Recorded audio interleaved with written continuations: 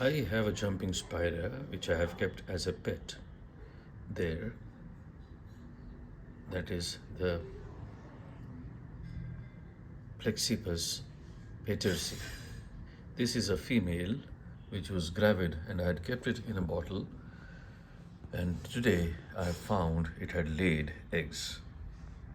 So these are the eggs which are very well secured with the spider's silk, and they have very golden hue to them. They are translucent and they are arranged in a single stack,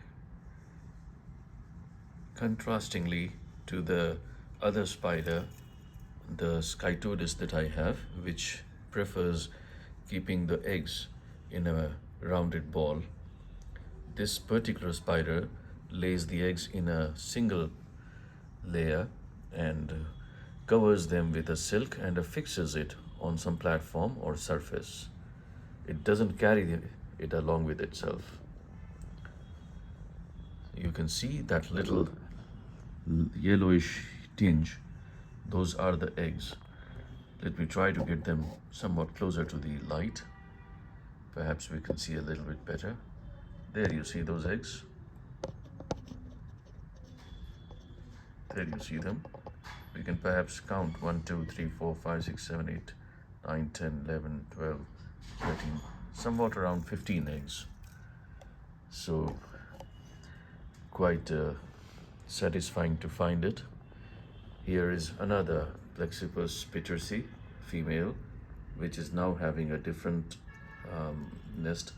It earlier had a nest. Oh, it's hunting.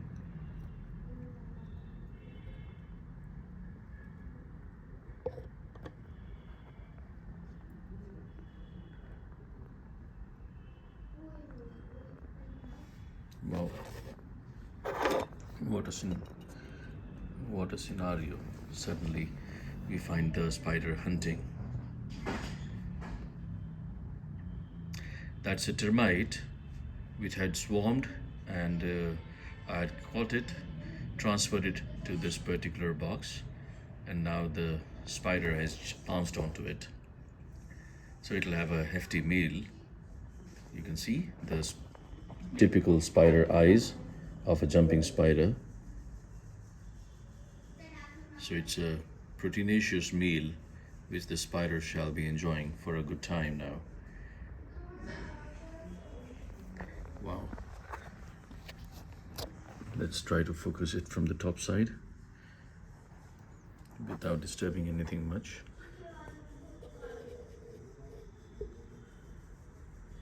Here. Now this is just a sudden development that has happened. I was planning to film the eggs of this particular species, and we suddenly find this development.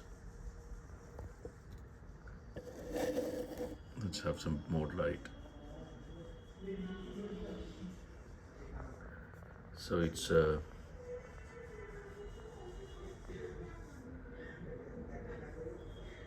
I believe this spider is still gravid. It had already laid a few eggs which have not hatched, and I believe it is still gravid and having some more eggs. You can see that. You can notice its very swollen belly, the abdomen. All right, as while this fight carries on, let me show you one more. I think it's over, almost over. That termite is in sort of fits.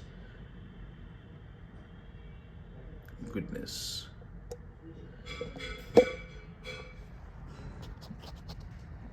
Here is another termite waiting to be devoured by a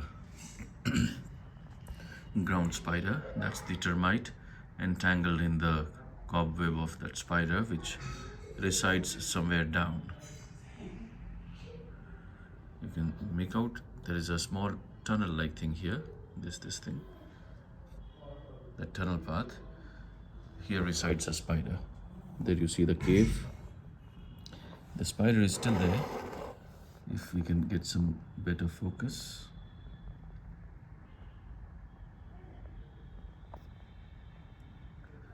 It's a little difficult to find the spider from here. Can't focus it, in fact. So this termite would be food pretty soon. This is already doomed, and fate decided.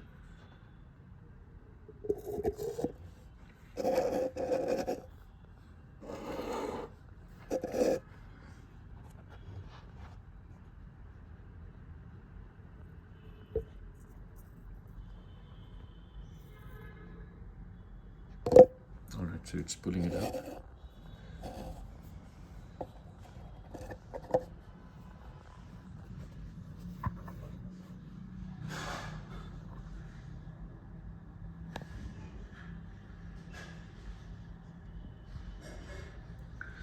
Initially, I was a little skeptical that I was thinking that these termites would be having biting mouth parts which could hurt the spider, but the spider seems to be pretty adept at hunting them as well.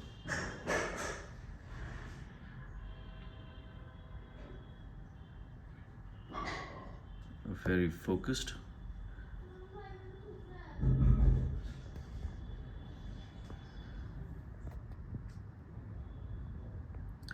See, this also is a predator-prey event, though it's not that glamorous like that of a lion hunting a zebra or a tiger hunting a deer. But this still essentially breaks down to the same philosophy. To survive, you have to kill and eat, which this spider is doing. Now that gives me another idea. I have a few more spiders which I am supposed to feed. They were supposed to have a dinner or a lunch today. They haven't had one.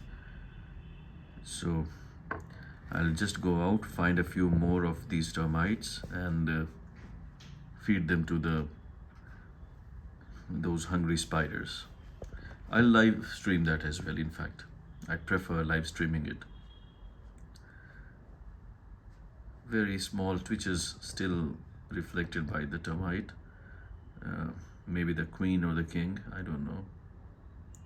Still a few twitches of the leg, very feeble.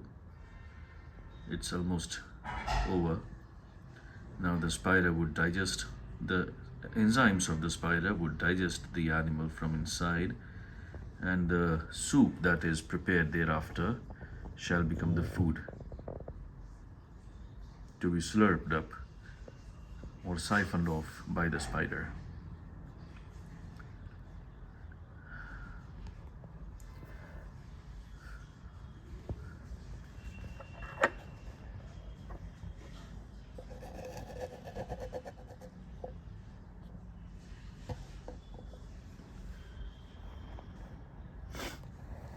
Good.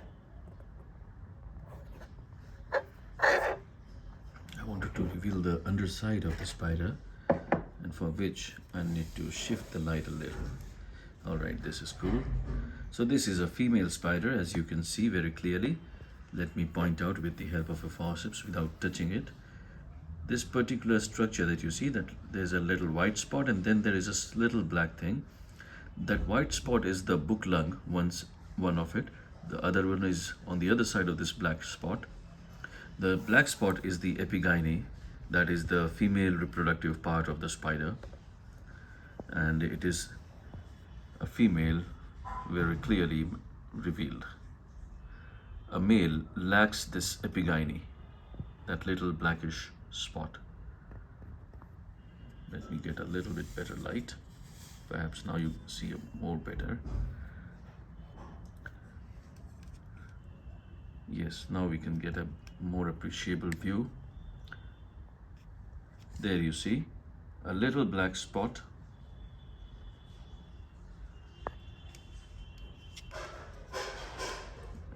And surrounded by two whitish spots on the flanks. Let me again try this. This is one book lung, there is the other book lung, and in the middle here, right at the tip region, is the black spot, which is the epigyne.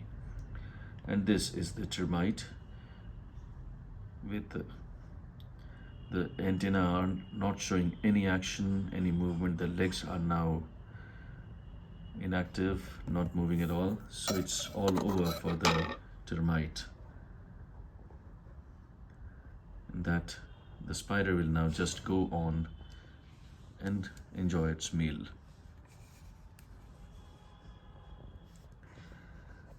So we started from observing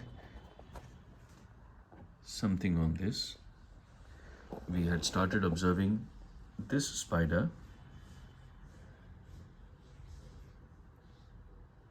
What started by observing this spider led, and its eggs over here,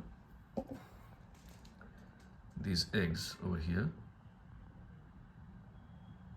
has led us to a very fascinating interplay of predator and prey.